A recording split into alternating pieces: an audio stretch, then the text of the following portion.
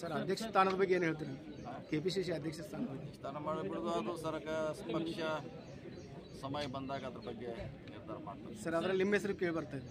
ನೋಡೋಣ, ಇನ್ನೂ ಅದಕ್ಕೆ ಕಾಲ ಕೂಡಿ ಬಂದಿಲ್ಲ, ಬಂದಾಗ ಚರ್ಚೆ ಮಾಡೋಣ. ಸರ್ ವಕ್ಫ್ ಕಾಯ್ದೆ ಬಗ್ಗೆ ಏನು ಹೇಳ್ತೀರಾ? ಮೊನ್ನೆ ತಾನೇ ಮನುಷ್ಯರು ವಕ್ಫ್ ಮಂತಿ ಕಾಯ್ದೆ ಆಗಿಬಿಟ್ಟಿದೆ. ಇನ್ನಾದ್ರೂ ಸಾಧಕ ಬಾಧಕ ಅದು ಜಾರಿ ಆದಮೇಲೆ ಅನುಕೂಲ ಆಗ್ತೈತೆ, ಅನಾನುಕೂಲ ಅಂತ ನಾವು ಅವಾಗ ನೋಡ್ಬೇಕು. ಈಗ ಬಿಲ್ ಪಾಸ್ ಮಾಡಿದ್ದಾರೆ, ಜಾರಿ ಆದಾಗ ನೋಡೋಣ ಅದ್ರ ಬಗ್ಗೆ.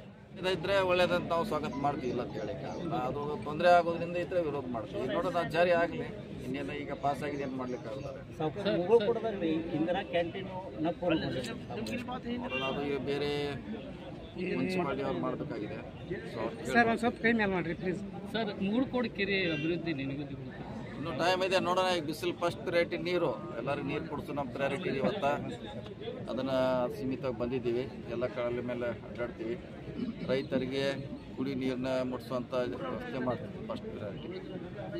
ಸರ್ ಪ್ರಹ್ಲಾದ್ ಜೋಶಿ ಅವರು ಹೇಳ್ತಾರೆ ರಾಹುಲ್ ಗಾಂಧಿ ಅವರು ಅಪ್ರಬುದ್ಧ ರಾಜಕಾರಣಿ. ಅವರ ನೇತೃತ್ವದಲ್ಲಿ 100 ಸೀಟ್ ಬಂದಾವ. ಎಷ್ಟು ಬಂದಾರೆ? 100 ಸೀಟ್ ಕಡಿಮೆ ಆಯ್ತಾ?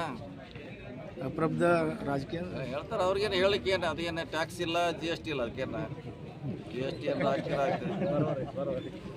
GST ಹಾಕ್ತೀವಿ, ಇನ್ಕಮ್ ಟ್ಯಾಕ್ಸ್ ಹಾಕ್ತಿದ್ರೆ ಕಡಿಮೆ ಮಾಡ್ತೀವಿ. ಅದಕ್ಕೆ ಏನಿಲ್ಲ, ಫ್ರೀ ಐತಾರೆ ಅಂತ ಹೇಳ್ತಾರೆ. 100 ಸೀಟ್ ಬಂದ ಅವ್ರ ನೇತೃತ್ವದಲ್ಲಿ.